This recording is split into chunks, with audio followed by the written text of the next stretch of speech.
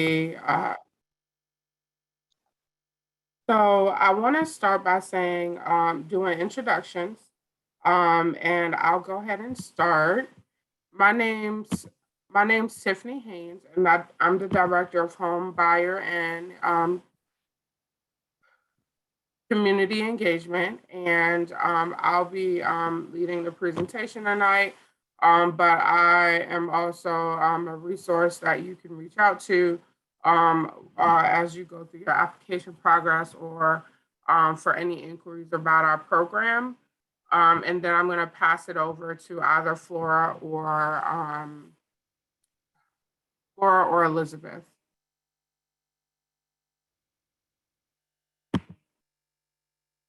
Hi, everyone. I'm Elizabeth. I am the AmeriCorps Vista with the Maggie Walker Community Land Trust, and I work with prospective applicants and people going through the application process, getting all of your documents and answering any questions, and happy to meet you all and work with you.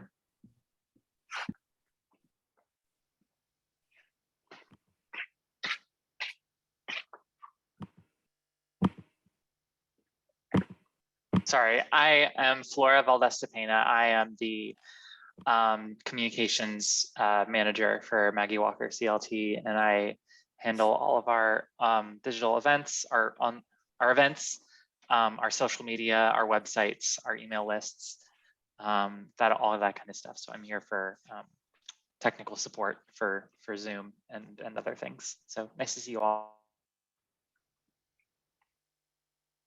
Can our lenders and realtor introduce themselves, please? Hi, everybody. This is Viva Moore. I'm with Fulton Mortgage, and I am the mortgage loan officer contact there at Fulton Mortgage. Look forward to hopefully speaking with you all soon.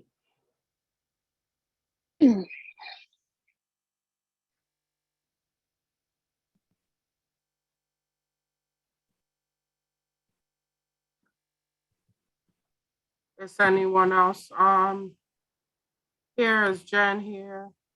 Yes. Hi, everybody. This is Jen with Jen Cox Realty. I'm the realtor that works with them. Hi.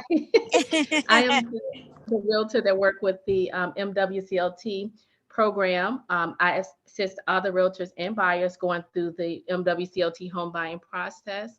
I also assist with listing the homes that are in the program. And I will be happy to serve as a resource if anyone have any questions about the process. Okay. All righty. So I am going to go ahead and share the screen now, unless we have any other lenders on the call.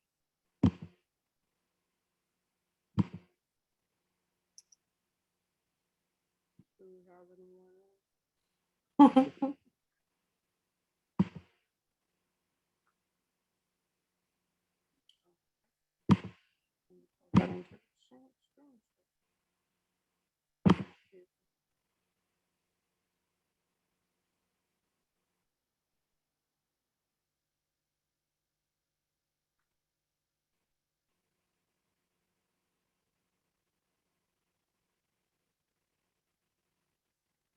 I'm sorry.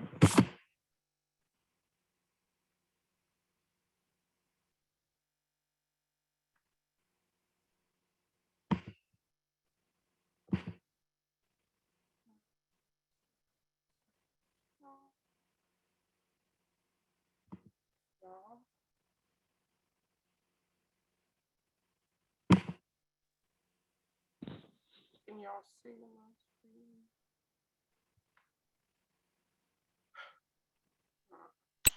I can't see anything yet, Tiffany. Yeah, it's slowly responding. My screen is frozen. That's why I've been. I would have taken longer on my introduction. You can go ahead and share a little bit more if you'd like while this computer is doing what it wants to do. Well, just while you're loading your screen and everything, just cut me off when you're ready. Okay, so everyone, again, this is Viva Moore with Fulton Mortgage. I was trying to be quick to allow more time for the other lender partners that might be on the call. So again, I'm a mortgage loan officer with Fulton Mortgage. I work primarily with first-time home buyers, but a little bit of everyone. And really excited for you to hear the information that Maggie Walker Community Land Trust has to share with you. It's a lot of great information. And again, I do really hope to speak with some of you very, very soon, all of the lender partners that work with Maggie Walker Community Land Trust are very experienced.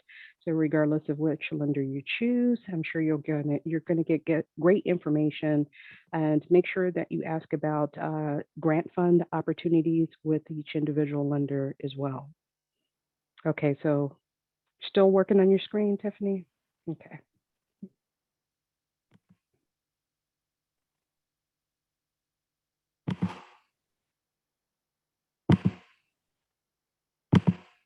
All right, can you see my screen now?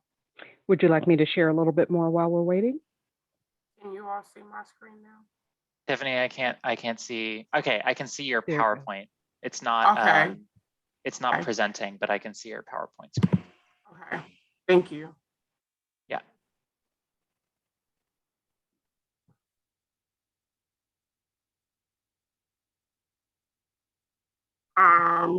Okay.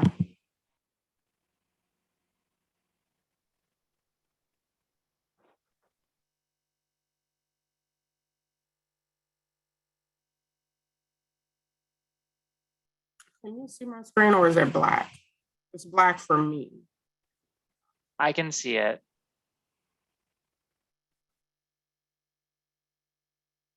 Okay, now I see the first slide. Yeah, it's working now, Tiffany. All right. It's still loading over here, so I can't really do anything. I truly do apologize for this.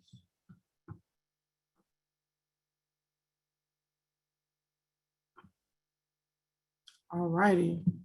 All right, let's get started. Thank you for your patience through my technical difficulties. All right, so these are 2 resources available to you, regardless of whether or not you work with MWCLT. One is Commonwealth Catholic Charities, which offers a free one-on-one credit counseling service. And the other, the Housing Resource Line, where you can connect with them on a number of related housing resources. All right, and we'll also share those resources on the screen later on down the line in the case that you want to take a moment to jot those down. And I do believe that they may also be on our website, but please feel free to ask me, to pause on the screen once I get to that again. So today we are going to go over a few components for you to get you guys acquainted with the process. So one, we're going to go over a little bit about what a CLT is, and then we're going to go into some of the program details, which is going to heavily consist of the Lan Lease. And then we're going to go into next steps and how you apply for the program. So we did a little bit of introductions of ourselves and our partners, and Flora is going to launch a poll so that you all can give us a sense of who's in the room. Thank you, Flora.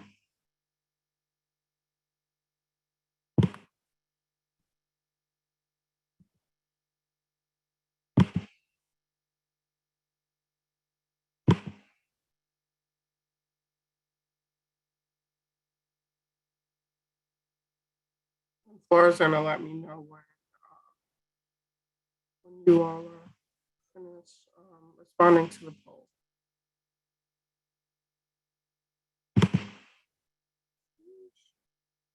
What's happening on my screen? I'm sorry.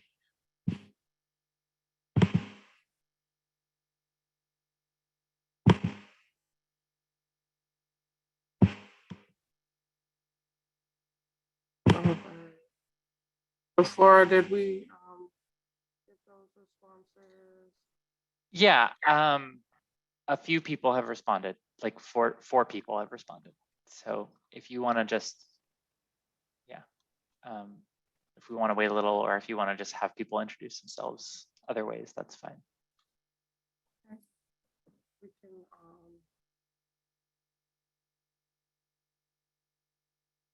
Do you guys need us to respond? to the poll, yes. Okay, okay. This is Emma Hawkins. Yes.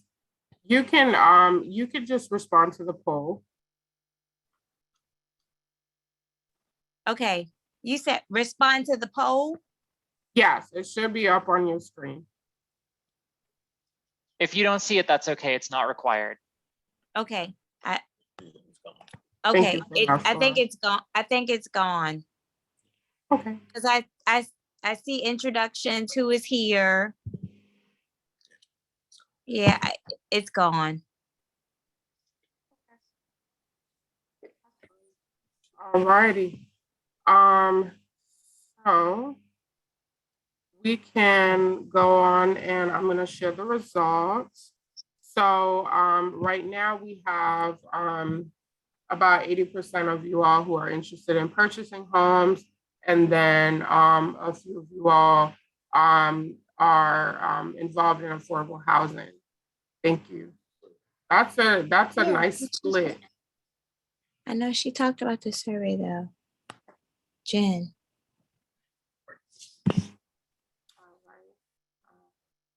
And don't forget to mute yourselves if you all right.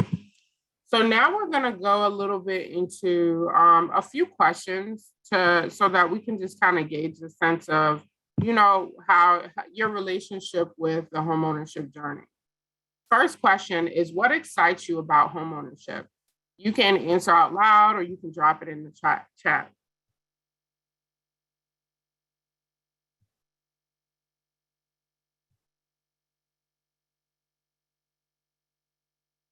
And don't all speak at once. Don't be scared, y'all.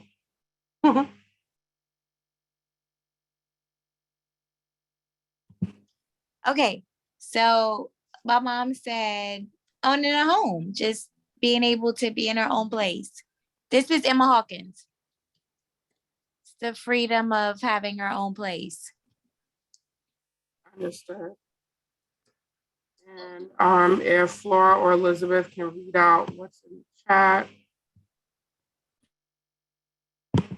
We have having a safe place for my daughter and excited about owning my own home, something to call my own, having my own home. Did everyone get a chance to drop the answers in the chat?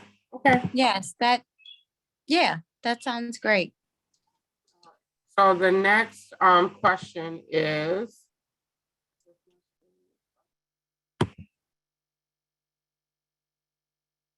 what about homeownership makes you nervous or afraid?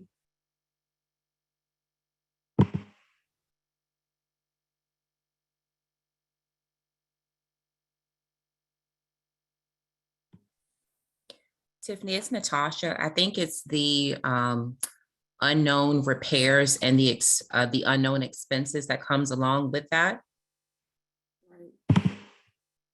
Yeah, in the chat, we have paying for repairs, something major breaking like the roof or something big like that. Those are definitely fears that come along with home ownership for sure.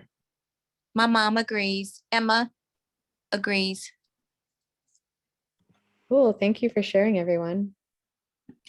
All right. Thank you, Elizabeth. Thank you, everyone. All right. So now we're going to go into a little bit of details about Maggie Lena Walker. So Maggie Lena Walker is the first Black woman to establish a bank and the first to serve as president of a bank in the US. Not only was Maggie Lena Walker an amazing businesswoman, she lifted the community with her. She empowered Black families and created opportunities for them to have stability and economic mobility. And she was innovative and a visionary community leader. Maggie Lena Walker not only had an impact and created opportunities for her community, she made intergenerational investments. She paved the way for not only Black business owners and community leaders, but for Black women who at the time were not deemed worthy of having a seat at the table.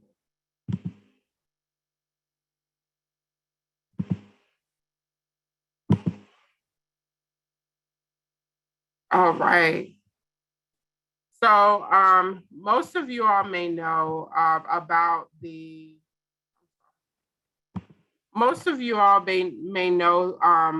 about MWCLT through our work with permanently affordable homeownership, which we'll be talking about tonight as we go through this presentation. We also operate the Richmond Land Bank, which puts vacant properties into strategic community uses. The Citizens Advisory Panel makes decisions about the land in the land bank, and you can participate in meetings and find out more through the website that Flora is about to drop in the chat, but that is www.richmondlandbank.com. So what do you know about community land trusts?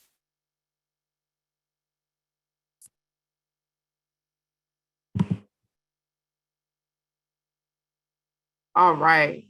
So community land trusts is a new way to help families afford homeownership now and in the future. A community land trust reduces the cost of homeownership and keeps it affordable for future buyers. The community land trusts are a nonprofit organization governed by a board of CLT residents, community residents, and public representatives that help lasting community assets, that provide lasting community assets and shared equity homeownership opportunities for families and communities. CLTs develop rural and urban agricultural projects, commercial spaces to serve local communities, affordable rental and cooperative housing projects, and conservative land and urban green spaces. However, the heart of their work is to create homes that remain permanently affordable, providing successful homeownership opportunities for generations of low income to medium income families.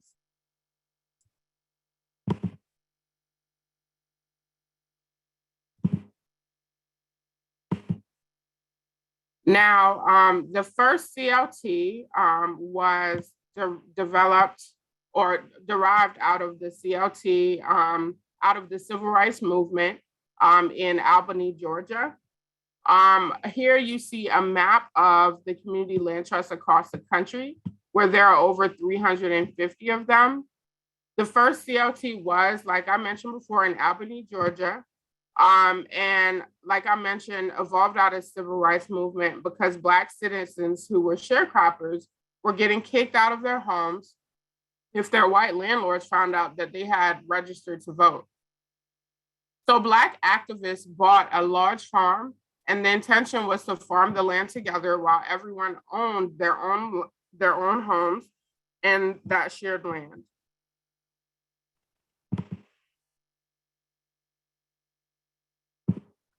Now here, when you buy a home on the conventional market, we're going to talk a little bit about the resale formula or the resale process.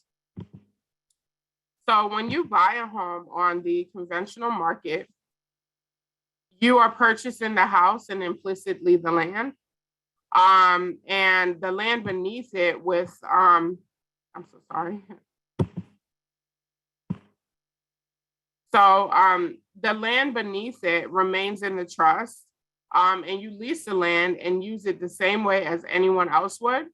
When it's time to sell your home, you only sell your house and the land is never sold. The next buyer will need to meet the same income requirements and buys the home from you at an affordable price. They agree to the same sort of resale structure when they sell, and that is how the home is sold from buyer to buyer as long as the home exists. Now, I do want to mention that, like any land trust, the idea is to remove the land from the market forces in order to preserve something for the public and community benefit. So this is reflective in our resale formula or resale process as well. So what are some of the benefits of CLT homeownership? CLTs benefits homeowners in several ways. They are some of the most affordable homes you will find in the Richmond area. And by affordable, we mean that they are not fixer-uppers, and all of these homes have either been recently rehabbed or renovated or newly constructed. The CLTs also allow for the homeowner to build wealth over time through their monthly mortgage payment and the ways that the home increase in value with wages instead of the market, in addition to payments, in addition to your down payment. Support and assistance for the homeowners are some of the other benefits of homeownership, along with pride, stability, and a quality home.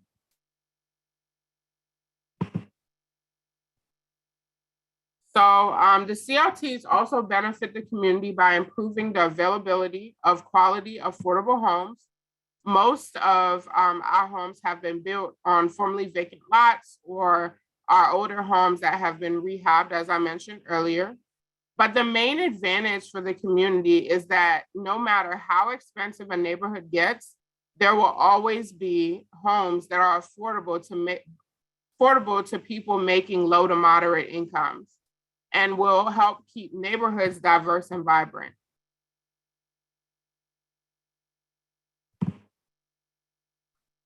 Now we're going to go a little into who may want to purchase a CLT home.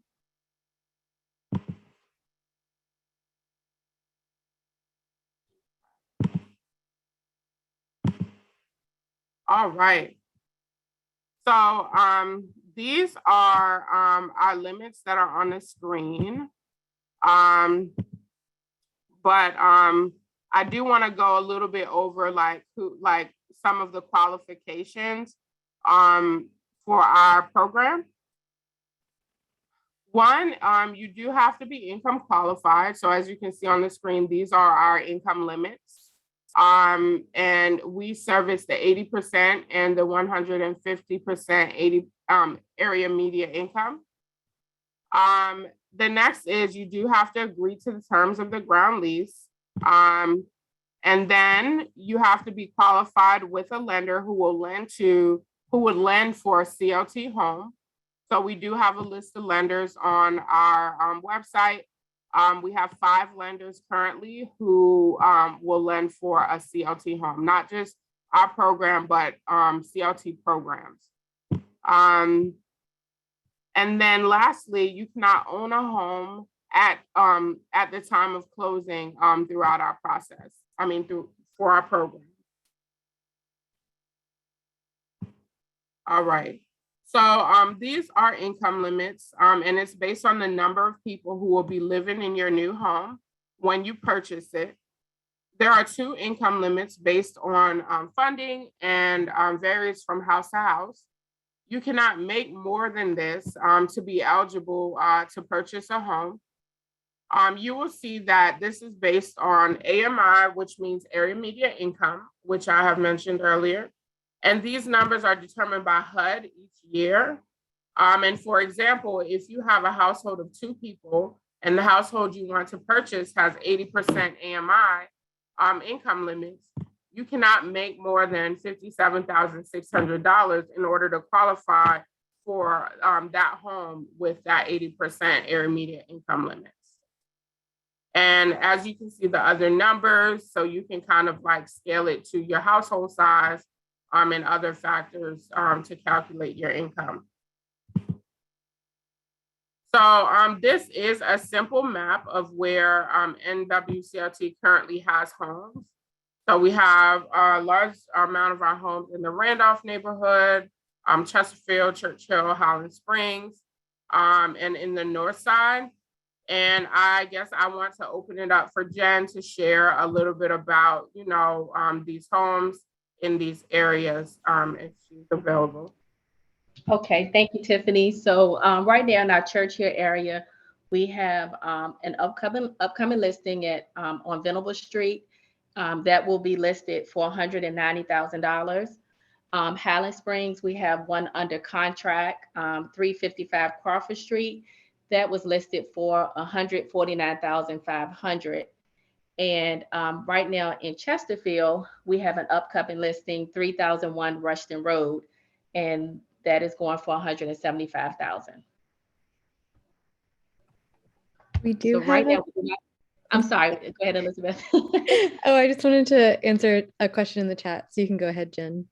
Okay, sure. So just wanted to, just say we don't have anything right now in Northside, and I believe we have an upcoming listing in Randolph, but we don't have a whole lot of information on that right now, so that will be coming soon. Thanks, Jen. We did have one question kind of clarifying the difference between the 80% and 115 program. And that's just based on the income that you and your family make.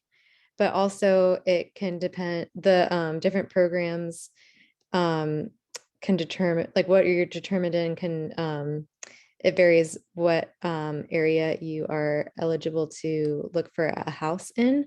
So if you are in the 80% program, you can apply for a 115 house, but if you're in the 115 program, you can only look at houses that are listed at the 115 program. And it's a little bit confusing and it kind of varies based on locality and funding sources.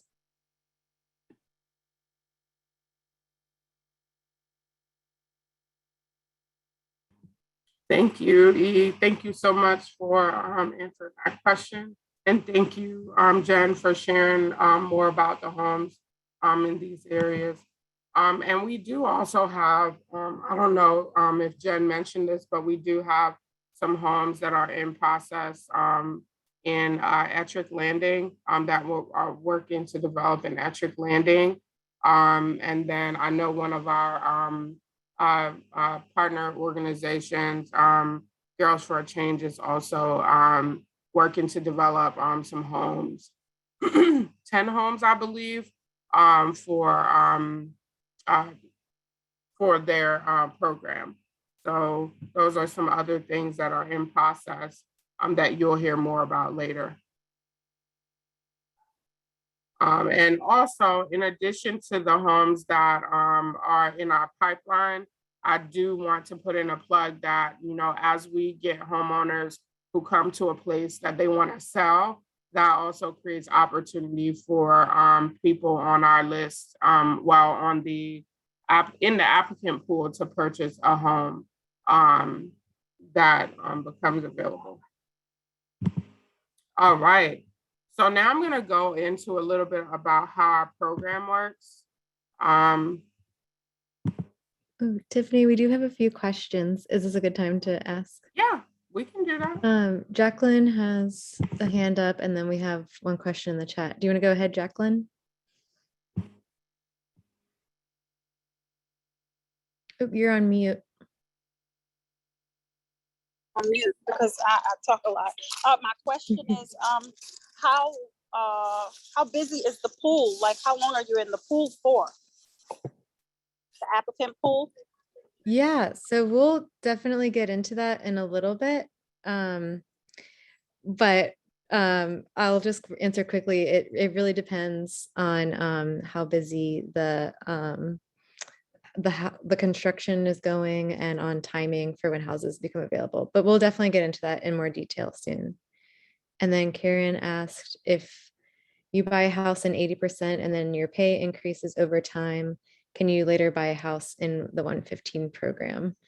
And the answer is yes. And also that you, when you're in, after you close on a house, your pay can increase and you're still eligible for the program.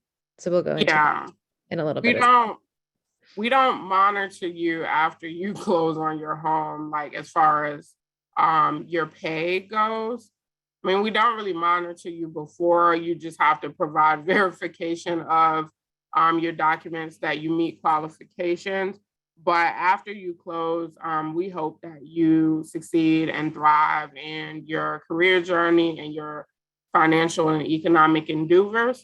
And so, like we said, once you close, that's none of our business.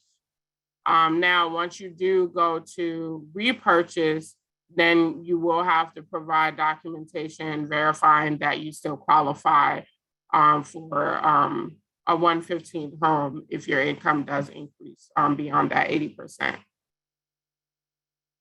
And Jacqueline, your hand is still up. Did you have another question?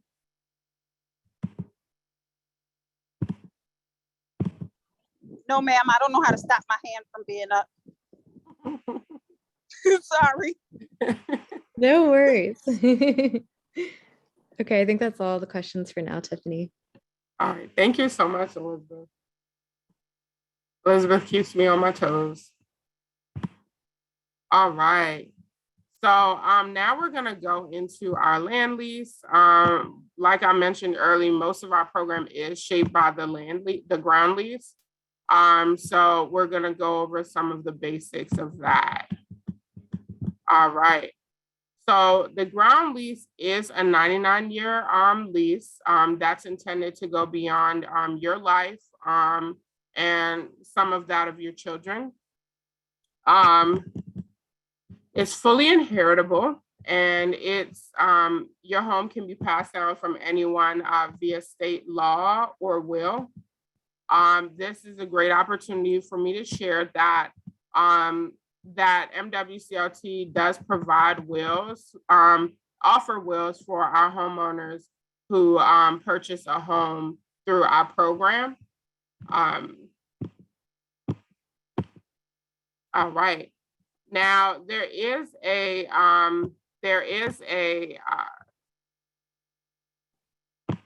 as far as the home being inherited, as I mentioned, we do provide wills at closing.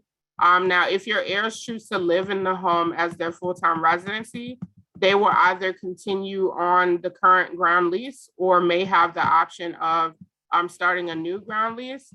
But in the case that they decide that they don't want to live in the home, they can also sell the home just as you would and receive the same proceeds just as you would, which is calculated by, the length of time and the increase in AMI and many other factors, as mentioned earlier. Now, there is a ground lease fee, which is $100, and you will be invoiced 4 times a year in the amount of $25 for that ground lease. Now, this isn't a part of your escrow. You can either pay the lease in one chunk, the lease fee in one chunk, or you can pay it in those quarterly installments every 3 months. Now, the board of directors do have the ability to raise that ground lease fee any year ending in 0 or 5. So based on the current year, the next year that they have the privilege to increase that, it would be in 2025. And they are limited as to how much they can increase it. They are only allowed to increase it by the same rate as the increase in the consumer price index. And it can never exceed $250 a year. So at no point will it exceed that.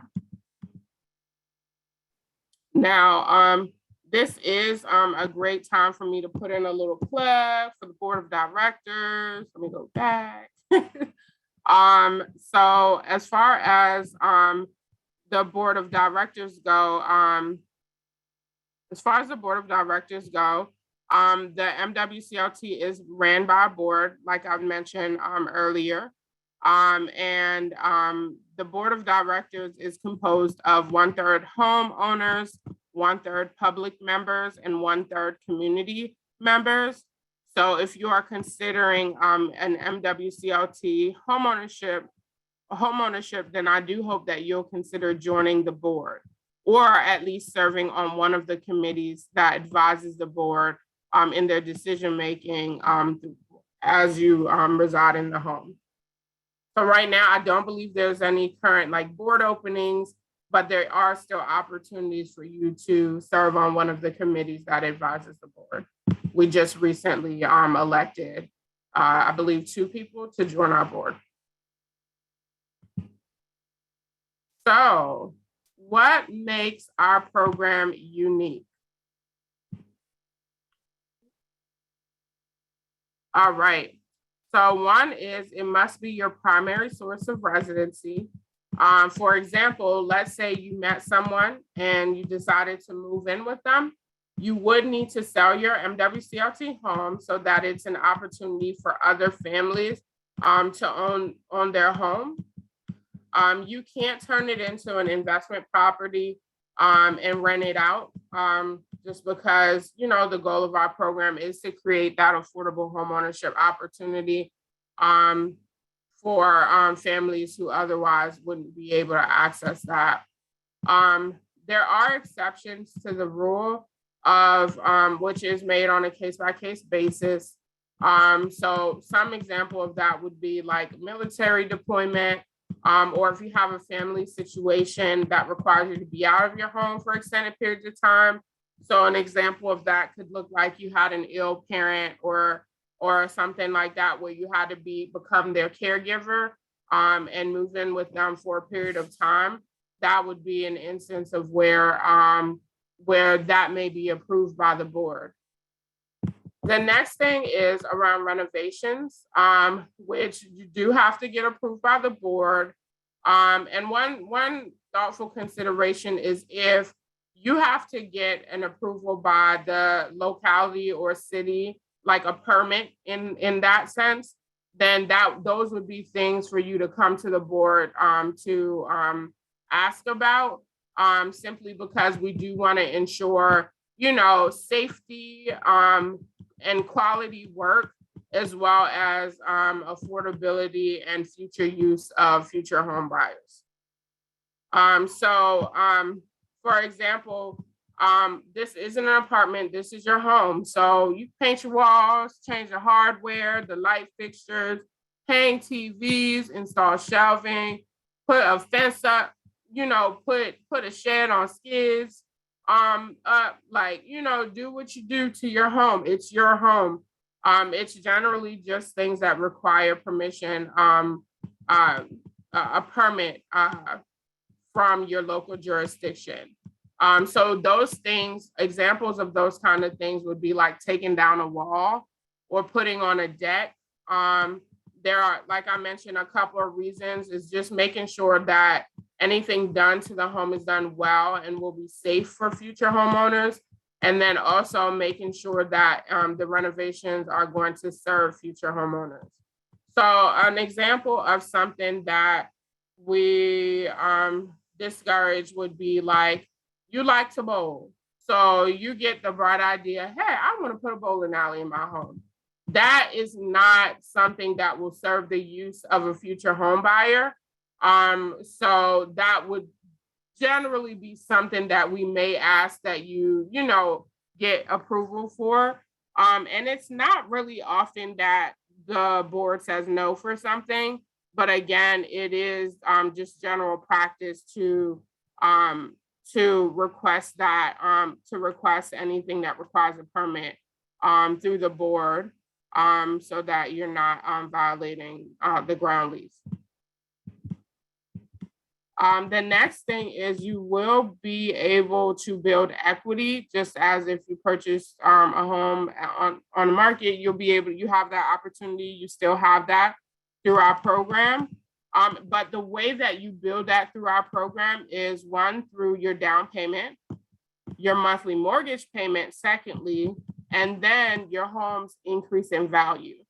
So it's 3 ways that you build equity: your down payment, your monthly mortgage payment, and your home's increase in value, which is based on the increase on the area median income.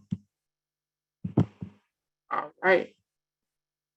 And me, sometimes I forget to click, but I'm gonna get you up to speed. I can give you like 2 seconds on the screen. Are there any questions? Because I feel like I see one thing in the chat, but I don't see the chat, so. There isn't anything new in the no, there's nothing new in the chat right now. Does anyone have any questions or a stopping point?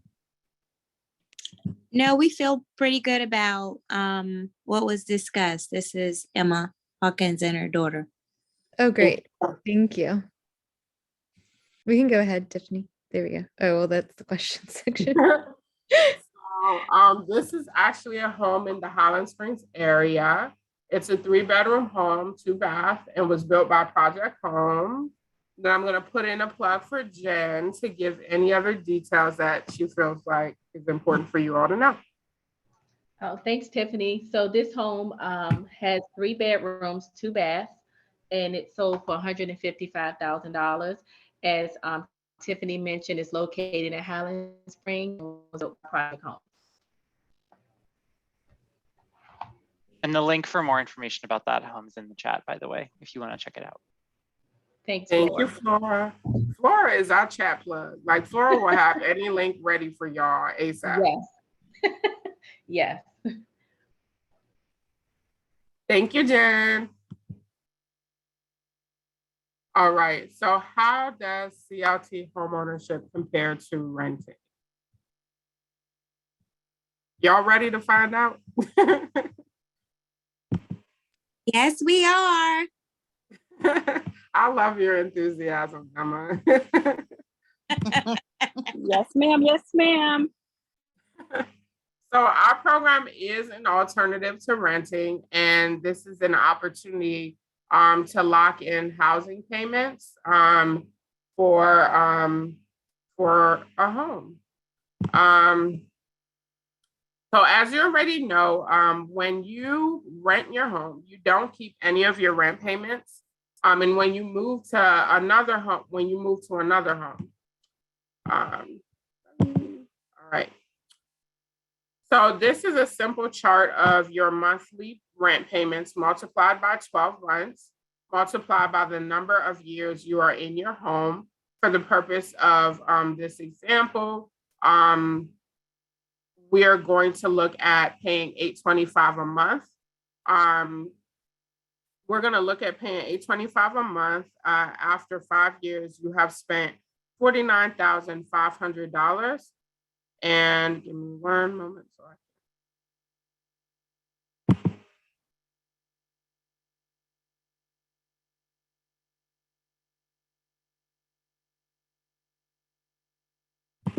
All right. Have these controls. All right. So as I've mentioned, you would have spent $49,500 after that 5-year period. And that's just rent alone. And you don't get any of that money back. With homeownership, you keep all of the equity you earn by paying the loan principal with your monthly mortgage payments.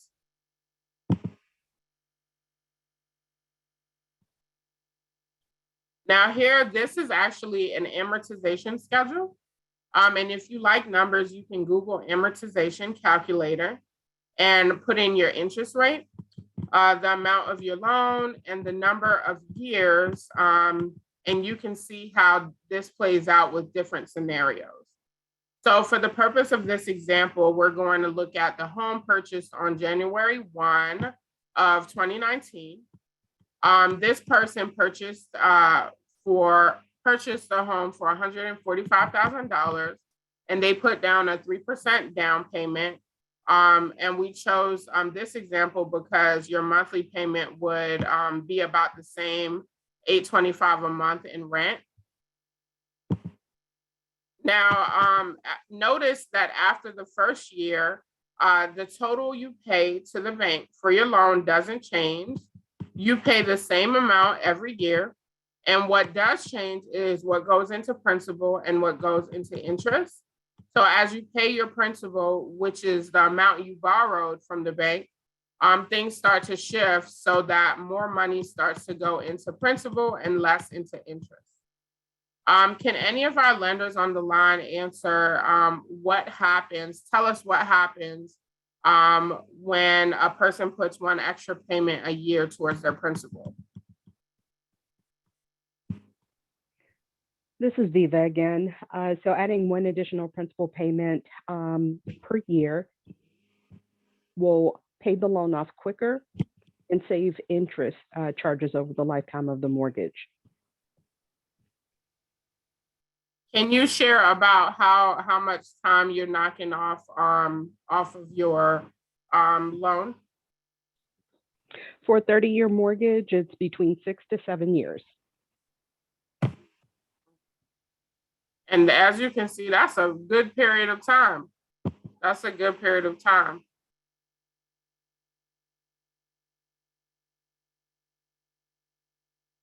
All right. So thank you for sharing that.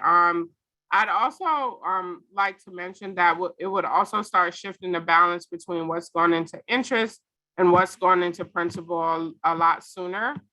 So for the purpose of this example, though we aren't assuming any extra payment, this person is just paying their mortgage on time and just the amount due. After 5 years, they have accrued $16,225 of equity just from paying their mortgage on time.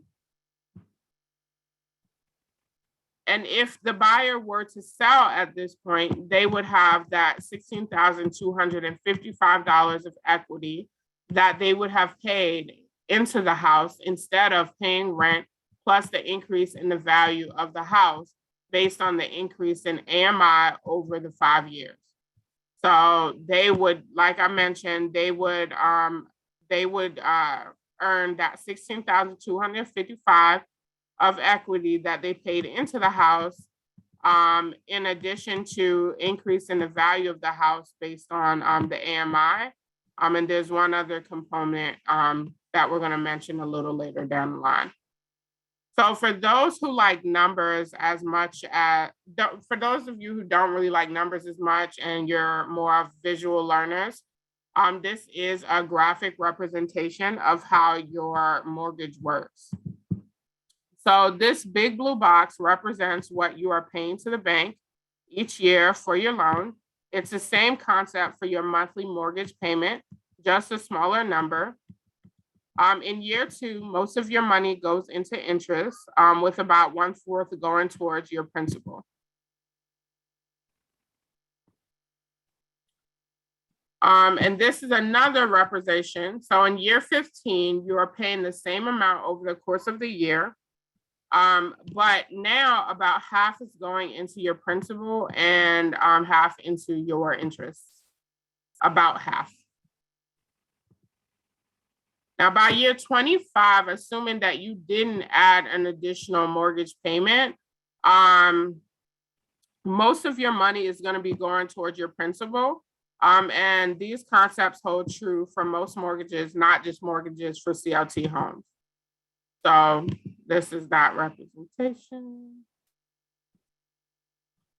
Now, so far, we've talked about the money you've borrowed from the bank. And another part of your monthly mortgage payment is called escrow. So as a homeowner, you also have to pay for insurance and taxes. And usually these are due every 6 months. And they can be a pretty large sum of money.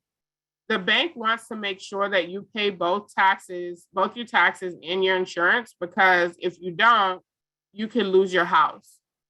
So instead of making you pay it twice a year in that big lump sum, they divide it up into an amount that you can pay monthly. So that becomes a part of your monthly mortgage payment and goes into an escrow account. Then the bank uses your escrow account to pay the insurance company and the city or county where you live. And while what you are paying the bank for your loan doesn't change, your insurance and taxes can fluctuate. So this is what can make your monthly payment go up or down from year to year. But it won't fluctuate as much as rent would over that same period of time, generally speaking.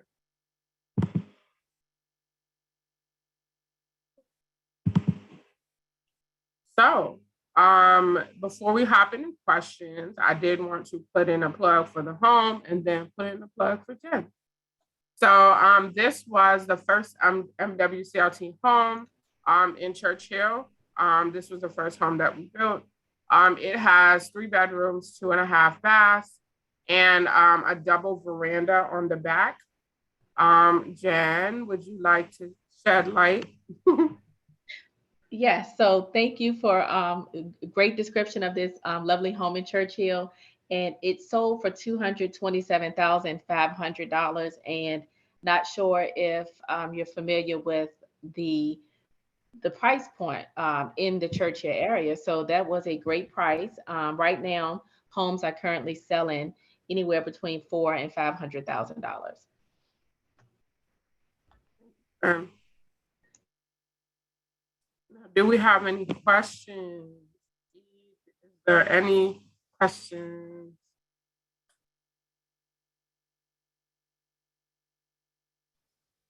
I have a quick question.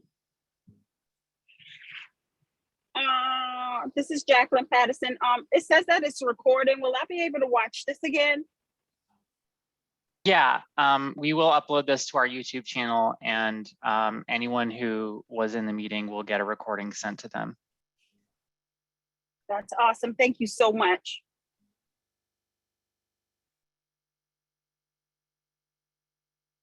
Were there any other questions in the chat? No, I think we're good. Okay. And don't be afraid to ask questions. We're here, so you all can learn about the program. So if you have questions, ask We them. do have a hand raise. Okay. Lisa Sanders.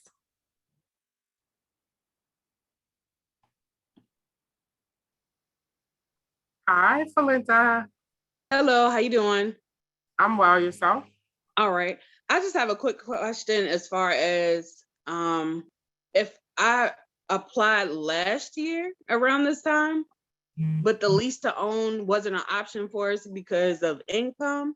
But if our income has changed, do I have to still reapply like paperwork and everything again? I can answer that. So did you apply for the lease to own program or for the traditional home ownership? The lease to own. And then now are you interested in home ownership or the lease to own program? The lease to own program. Okay. I don't think we're going to have any new lease to own homes for the time being. We have one more that's coming available, but someone already has had that under contract for a while now. And I'm not sure if/when we're getting new lease to own houses. But if your income has changed, you're welcome to resubmit an application for a traditional homeownership program. That's definitely an option as well. Yeah, I'm always discouraged with that because I always get no. Yeah. Well, you can also reach out to me. I can send you my email and we can discuss if there's what the options could look like. Right. All right. And some of our lenders can also talk about a little bit about where credit needs to be to qualify for their mortgage program. If any of our lenders want to kind of. Hi, this is Viva again. So I can speak specifically for Fulton Mortgage. Fulton Mortgage has a minimum credit score requirement of 620. And Virginia Credit Union did share that previously in another call that they're start at 620 as well. The other lenders may have different credit score requirements. And for the young lady that mentioned, that she felt a little discouraged about the purchase program. Definitely don't feel discouraged. The resources that Maggie Walker Community Land Trust shares, like Housing Opportunities Made Equal, and I forget the other group, FARVA, I believe, and also Commonwealth Catholic Charities. These groups are nonprofit agencies. Their sole focus is to help our communities improve finances. So if you're concerned about the lending process, if you have some nervousness there, start with the credit counselor, work through that, housing counselor, okay? And they can help get your confidence to where you can feel better about starting the process with the lender. Maybe that might be a better resource rather than starting with the lender first.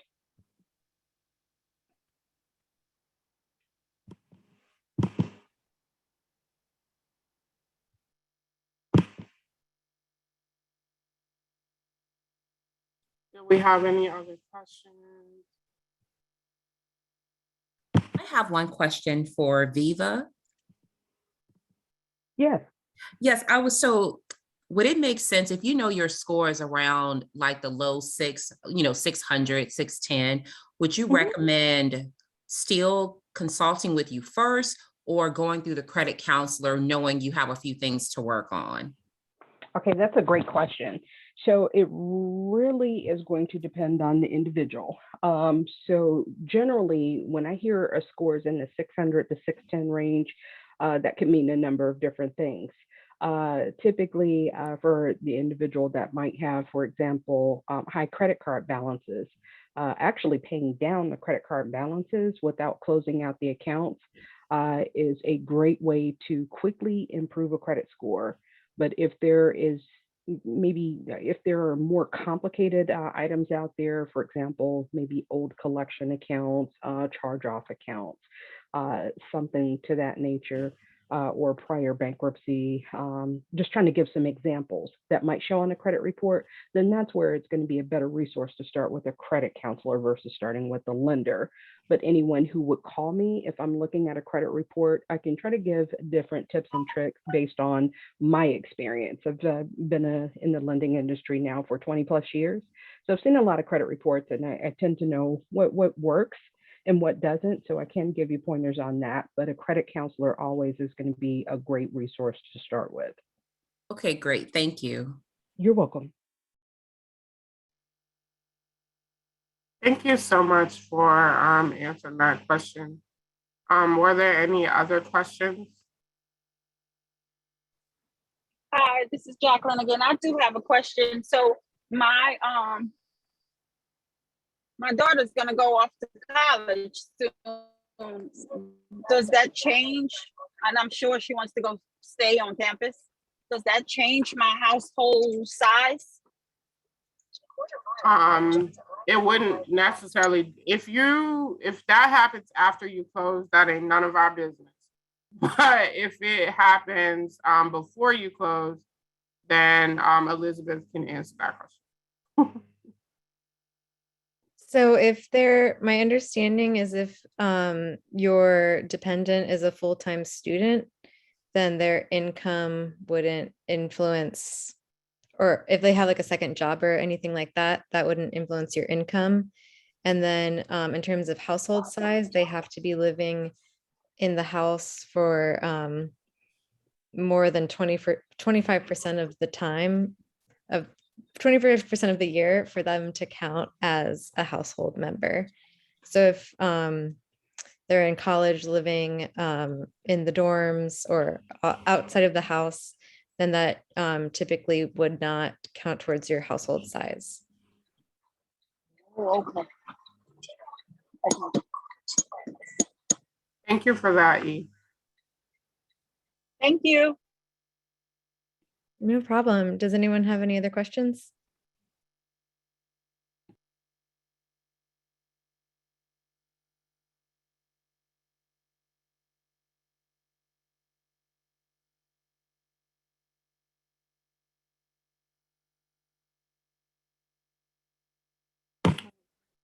There. And Falenta, your hand is still raised, so I'm not sure if you had any additional questions.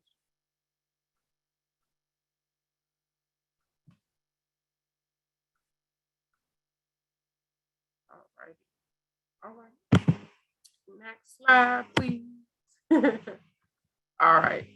So because MWCLT also operates as a land bank, land tax is exempt. There's also state legislation that says CLT homeowners cannot be taxed on the full market value of the home. They can only be taxed on what they can sell for the home according to the ground lease. And this is another affordability feature, especially in high value real estate markets. So now would be a prime example.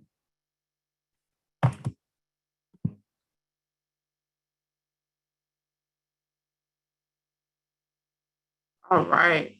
So as far as maintenance, you are responsible for keeping up with maintenance on your home and any other necessary fixing of broken appliances, leaky roof, broken window, and things of that nature.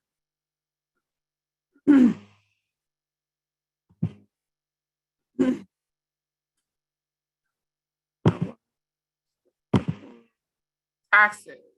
I already mentioned that. Okay.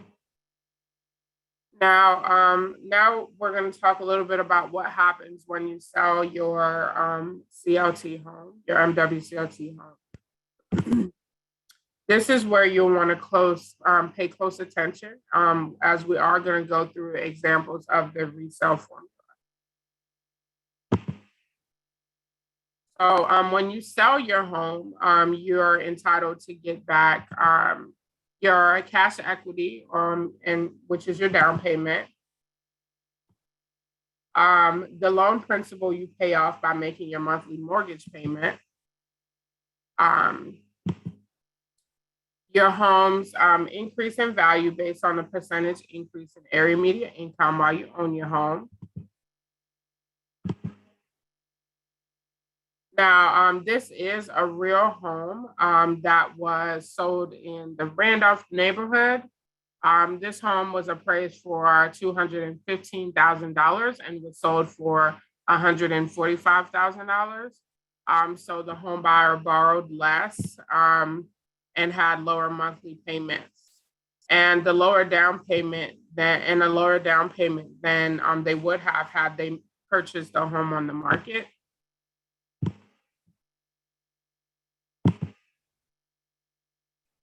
Now, when you go to sell your home, we're going to start with your original sales price of $145,000. We calculate the increase in AMI while you're in the home, while you've owned the home. The years this home was purchased, the AMI was $83,000. And when they go to sell their home, the home we estimated the new AMI to be around $90,200. So AMI has increased on an average of around 2% a year in the Richmond area. And in this scenario, over the 5-year period, the person has lived in their home. AMI increased by $7,000, which is about 8.41%. So we multiply your original sales price by that 8.41%, which equals $12,200. And the equity will be $12,200 that your home has increased in value, plus any down payment you put into your home, plus any principal that you've paid through your mortgage payment. So your down payment, your earned equity based on the increase in area median income, as well as any mortgage payments that you've made throughout your mortgage period. Now, though historically this has not been the case, if AMI decreases while you live in your home, you'll be able to sell your home for what you purchased it for. So you'll never lose anything. There will always be either a gain or at least breaking even.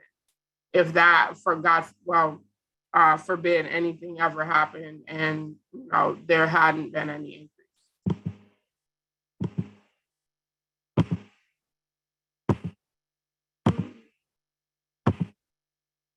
All right.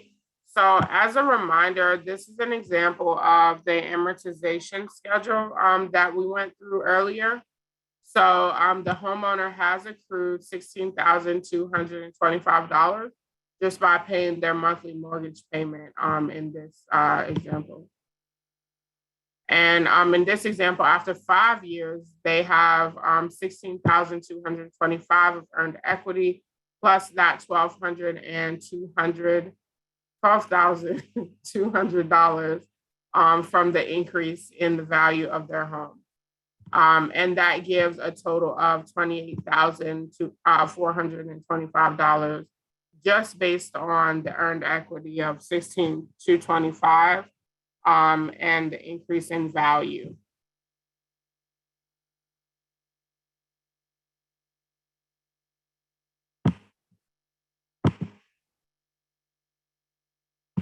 Oh, I realized I wasn't clicking.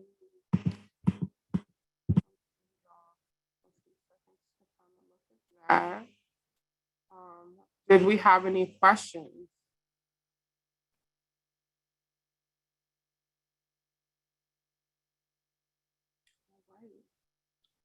So if a person had been renting over that same period of time, they would have spent almost $50,000, so $49,500 in rent.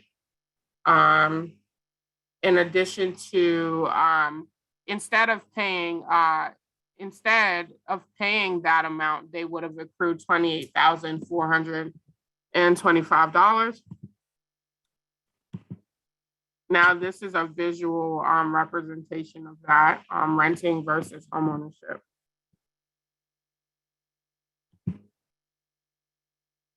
All right.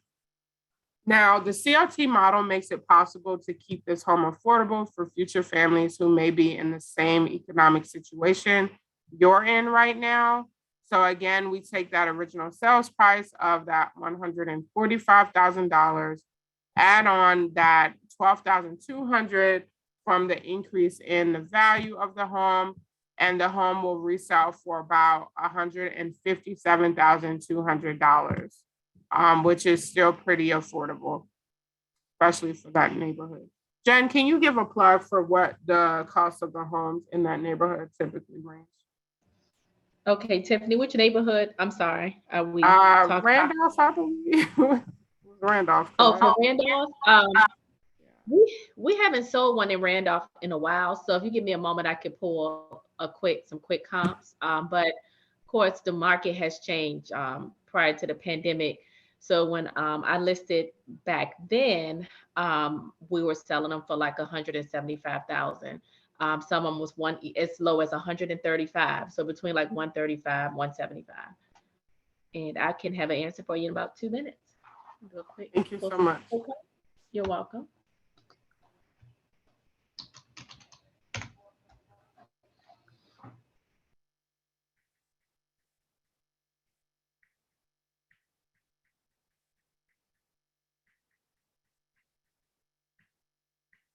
And I'll put it in the chat if that's okay.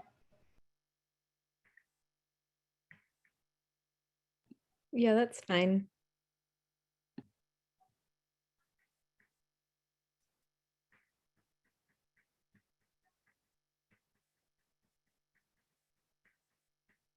All right. Was it?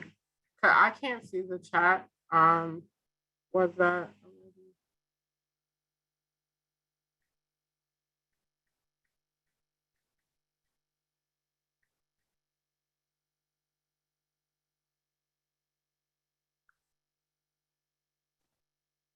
Sorry, did anyone need my assistance with anything? 195,000, Tiffany. Thank you.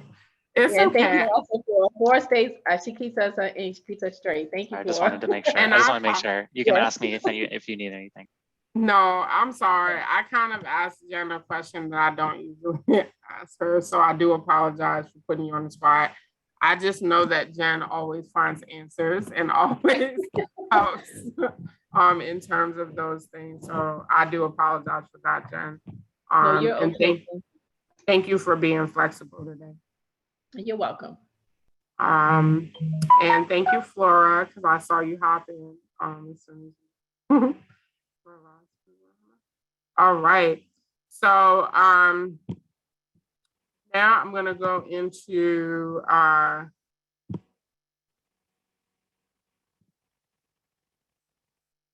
the CLT model makes it possible to keep the home affordable for future families who may be in the same economic situation you're in right now. And again, we take that original sales price of $145, add that, and get that $157,200 just as a refresher. Okay. Always interesting when.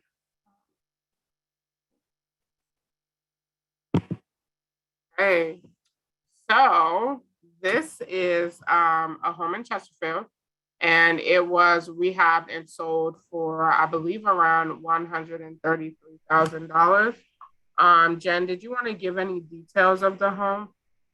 Yes, you're exactly right. It was sold for $130,000, 3 bedrooms, 1 bath rancher.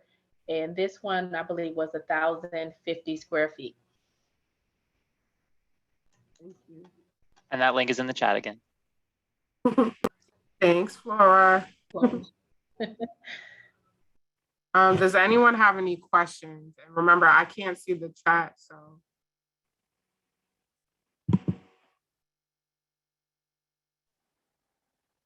Hey there, this is Jackie again.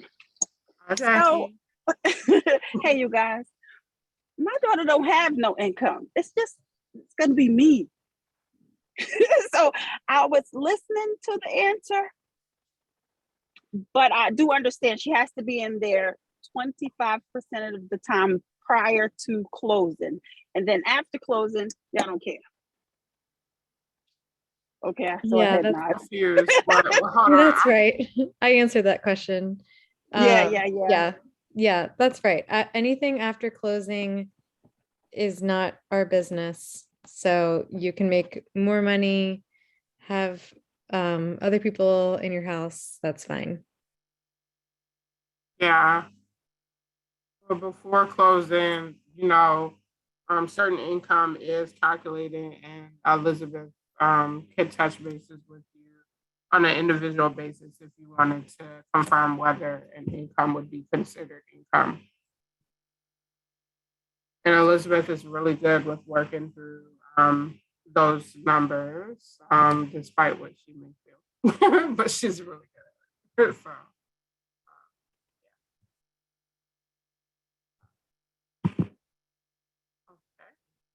Now we're going to go into how to apply. Y'all sat through the hard parts. Now we get to know how you apply. I know it's Tuesday evening, but bear with me. We'll get through this together. All right. So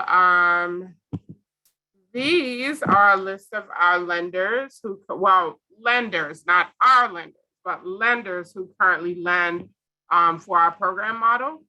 So as you can see, Fulton Mortgage Company or Fulton Bank, Town Bank Mortgage, Southern Trust Mortgage, CNF Mortgage, and Virginia Credit Union. So as mentioned on the previous slide, I did mention the banks, and those are the ones that would lend for our homes. So the first thing that I'd like to mention is that you will need to participate in the MWCLT home buyer information session. So everyone on this call has completed step 1 of the process. Congrats. Woo! All right. Jackie, I love the hype. Look, I'm waiting for Emma to come on. I'm loving the hype. All right. And then the next one is submit your application with the following. So 3 months of your most recent pay stubs, and or benefit statements. So if you receive like Social Security or those kind of things, then I believe you would need to submit those benefit statements. Then 2 of your most recent federal tax returns and matching W-2s or 1099s. And then 6 months of bank statements. Those are the documents that you would need to submit. And then the next step would be to apply for your loan pre-qualification.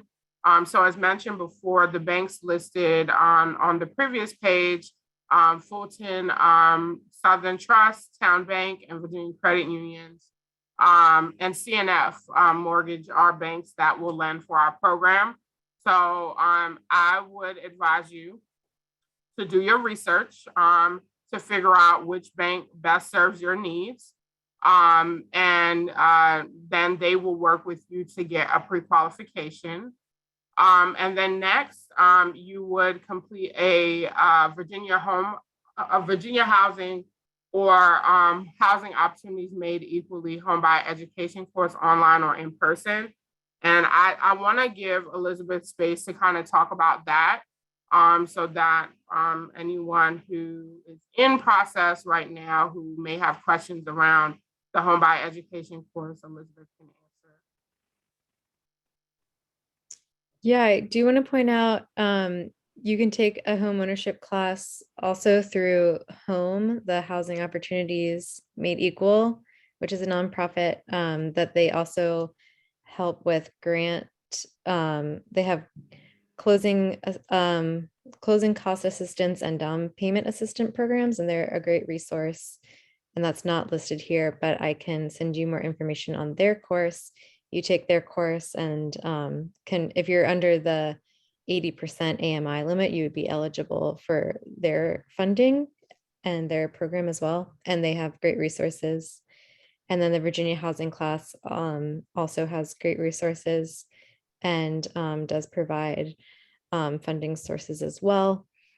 And so when you apply, you'll need to send me a certificate of completion that you finished that home buyer education course. And there's a lot of really helpful information in it. And it's really helpful. I took it myself just to be familiar with like the lending process and how everything works. And then after you have all of those things, I do want to point out that this list has numbers next to it, but it doesn't necessarily need to be completed in a specific order. You can submit to me your income documents and make sure that you're qualified for the program before you look for your pre-qualification and take the course, or you can submit everything at once. It's really up to you. We have people that submit various things at different times or all at once. And then once you get all of your documents to me and you're income qualified, have your pre-qualification letter and have attended all the courses, then you'll enter into our applicant pool. And it's not a waiting list, like a first come, first serve situation. What will happen when a home becomes available is that Tiffany will contact everyone in the applicant pool, and then you'll have an opportunity to go visit the homes and put a contract on a house. And then if you're the only one interested in the house, then it's yours. But if there's multiple people interested in the same home, then we use our buyer prioritization list, which is on our website. And it gives kind of a lowdown of how we try and provide housing to those who need it most and would have the hardest time on the traditional market. So if you're looking for a home in the traditional housing market, it's usually the highest bidder. But in our program, we look at other factors and try and prioritize people who we're trying to expand equity in homeownership that way. And that is on our website. So if anyone has any questions about that, I have my email in the chat, and then you can also ask a question here if you have one.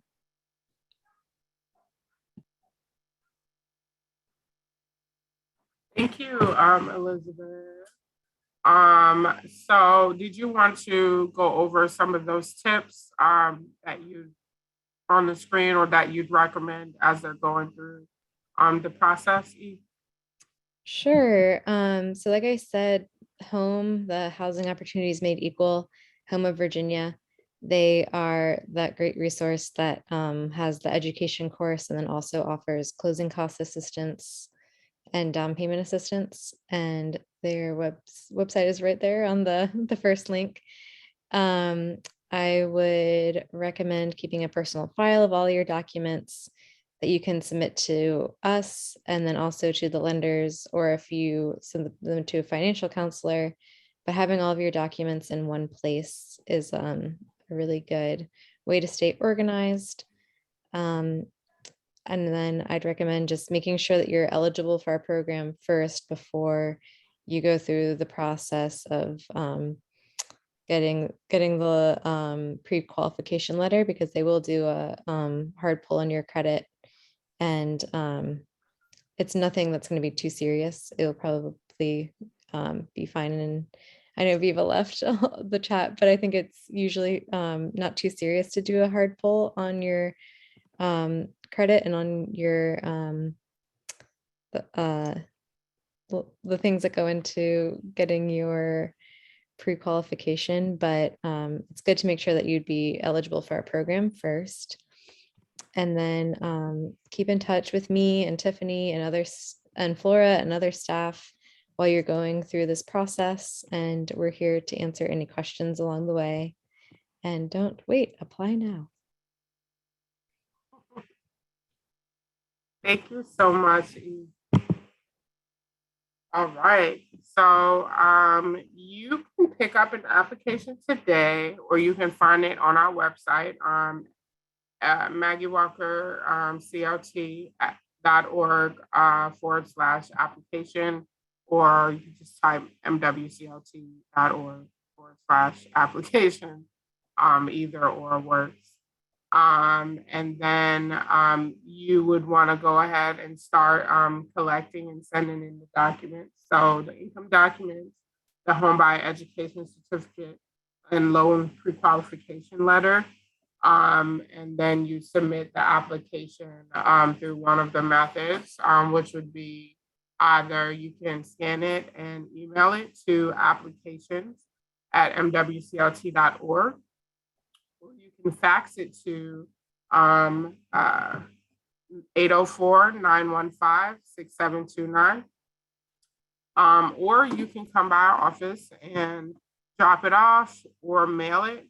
I would precaution with the drop off to kind of just give a call to make sure that someone's available to receive your application. And you could give either Elizabeth or myself a call. Flora and some of our other colleagues also may be available to support with that. But we just want to make sure that someone's available to accept your applications and or answer questions that you may have at the time of submission. The address to our office is 203 North Robinson Street, which is in Richmond, Virginia. And it's not far from the Science Museum. And what else? Elizabeth? I'm so The Art Museum. It's right across from the Virginia Museum of Fine Arts. Yes. And the History Museum, all that museum stuff. Yes. Fine Arts Museum, not Science Museum, but I don't think the Science Museum is too far. It's not too far away from the Science Museum. It is, or no? Oh, no, it's just down the street Okay. too. I told you I'm non-directional, so look, y'all. No, you're not wrong. Follow my directions. Follow the GPS. That's what I do. Thank you so much, Elizabeth. And as I mentioned earlier, these are some resources available to you. And again, credit counseling through Commonwealth Catholic Charities and the Housing Resource Line. They do provide additional resources outside of just homeowner resources. I know that the Housing Resource Line can connect you to resources to rental assistance, to eviction expungement stuff, to a bunch of different things. So if you have any questions on things that may be available to support you through your housing needs, then I would instruct you to give that number a call. And inquiring minds usually learn new things, or at least confirm what they already know. Okay, so this is our contact information. You can see my contact information, Elizabeth and Flora's on here. And Nikki is also listed. She is the director of stewardship and homeowner engagement. So she works with our homeowners as well as any stewardship opportunities. And as I've come into my role, she's been, teaching me and like transitioning relationships to me so that I can better support you all in the process. So whatever I can't answer, Nikki is my resource. So she can also be a resource to you all, but start with me first and I'll get you right. And Elizabeth is also a wealth of knowledge as well as Flora. Reach out to one of us, and between the team, you'll get your needs met, or at least directions on how to get those needs met. Are there any questions before we jump into our homeownership bridge to own program or bridge program? Hey, I got a question again. I know it was probably suggested that we should send in our like income stuff first to see if like we even, can move forward. How long after you submit that do you get a response back? I usually look at it within a few days. Oh, okay, wonderful. Yeah. I'm sorry. And then Elizabeth is usually pretty responsive. So just I would give her a grace period of a week, but it's usually a lot quicker than that. But Elizabeth's here, so I'm not going to speak for Elizabeth. Yeah, I try and get your income documents processed pretty quickly. To then get that back to you. And then we had one more question in the chat about pairing our program with down payment assistant programs. And yes, that's something that is very common. There's no minimum for having a down payment for our program. Some people do put money towards a home initially, and then a lot of people do not. We don't require it. And a lot of programs that we pair with, like Home specifically, do provide home ownership down payment assistance. So I would definitely look into contacting with them and their home ownership class, which then you'd be eligible for down payment assistance.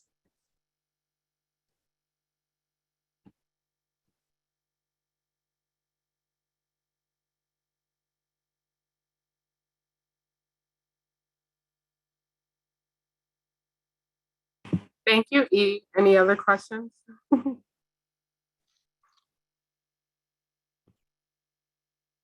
All right. So homeownership bridge program. This program is designed to help get participants from renting to homeownership in about a year.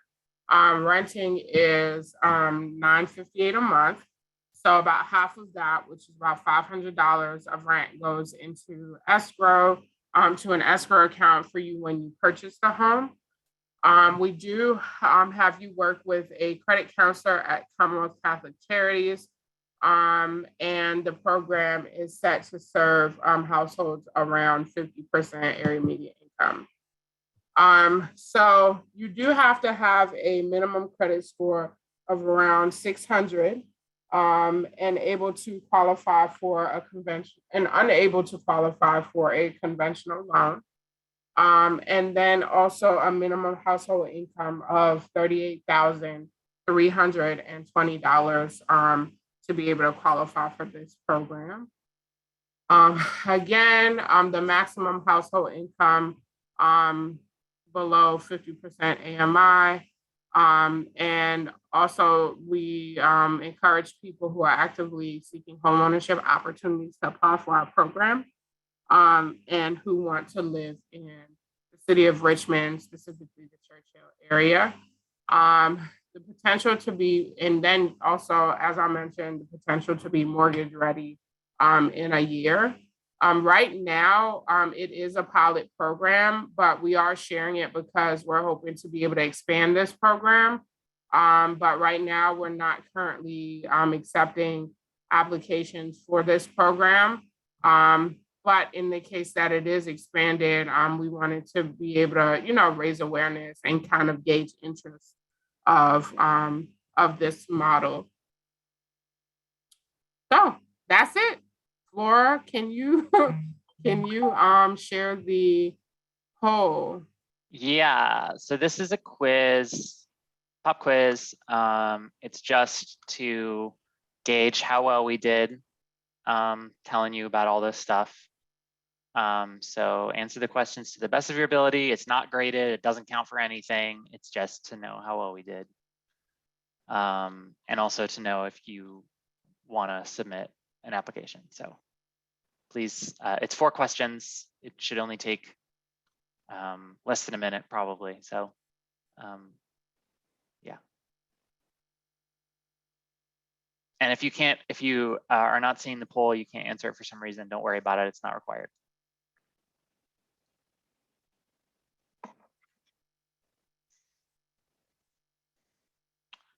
Someone want to sing a song while we're waiting for everyone to answer the quiz?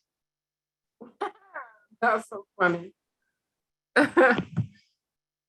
Do you, Flora? No, not right now.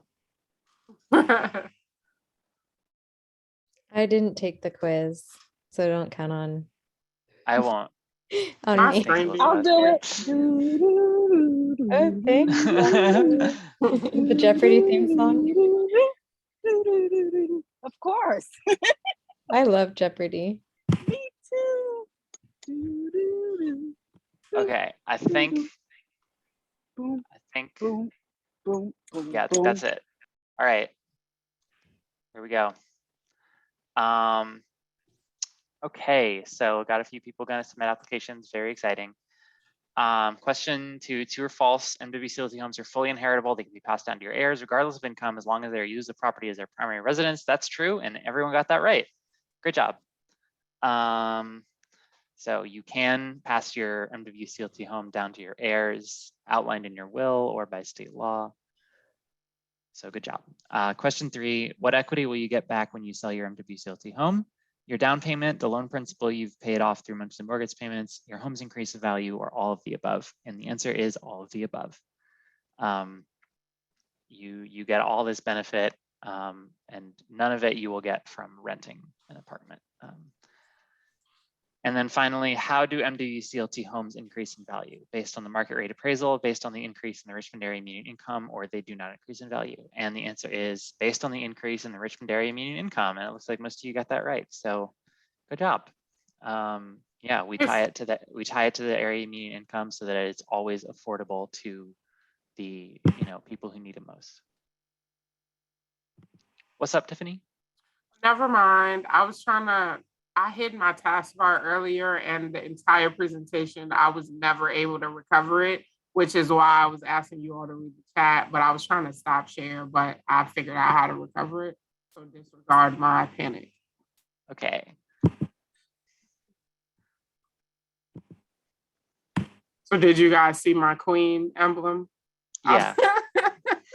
Okay.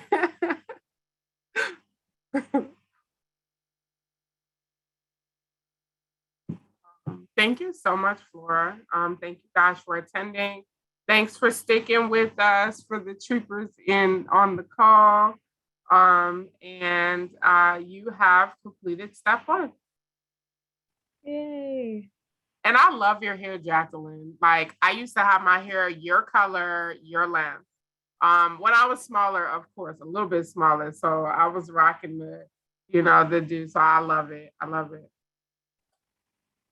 Have a good one, Monique. Thanks, everyone. Thanks, y'all. Thank you so much. You'll be hearing from me shortly. Thank Okay. you. Good. Great job, team.